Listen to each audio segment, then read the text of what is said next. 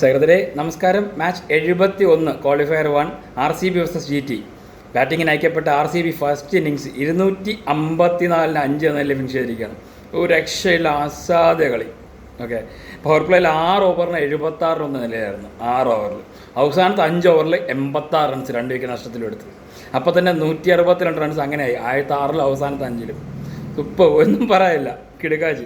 Venkatesh Iyer വന്നവണ്ണം 7 ball 19 റൺസിൽ ഔട്ടായെങ്കിലും ആ വേണ്ട start കൊടുത്തു. 3 4 1 6 ആ വിക്കറ്റ് റബാഡ എടുത്തായിരുന്നു. അത് കഴിഞ്ഞ് king Kohli 25 ball 43 runs, 5 4 1 6 holder എടുത്തായിരുന്നു വിക്കറ്റ്. അതേ ഓവറിൽ ഒരു 2 ബോൾ കഴിഞ്ഞ പറഞ്ഞാൽ തന്നെ DDPനെ പടിക്കലിനെ എടുത്ത്, പടിക്കൽ 19 ബോൾ 30 റൺസായിരുന്നു, 5 4. അങ്ങനെ ഹോൾഡർ ആ 2 വിക്കറ്റ് എടുത്തുനിന്ന് ടൈറ്റാക്കിയ സമയത്താണ് പട്ടിദാറും പാണ്ഡ്യങ്ങളും വന്ന് 45 ബോൾ 95 റൺസ് പാർട്ട്ണർഷിപ്പ്. എൻ്റെ പൊന്നോ, പാണ്ഡ്യ 28 ബോൾ 41 റൺസ്, 5 4 2 6 റബാഡ് എടുത്തായിരുന്നു wicket. Patidar 33 ball 93 runs not out, 5 4 9 6 captain's innings എന്നൊക്കെ പറഞ്ഞാൽ ഇതാണ്. അതൊരു ക്വാളിഫയർ പോലത്തെ ഒരു മാച്ചിൽ വന്നിട്ട്.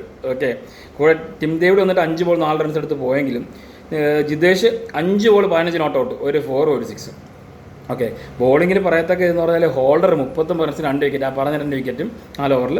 റബാഡ 54 റൺസിന് 2 വിക്കറ്റ് 4 ഓവറിലും.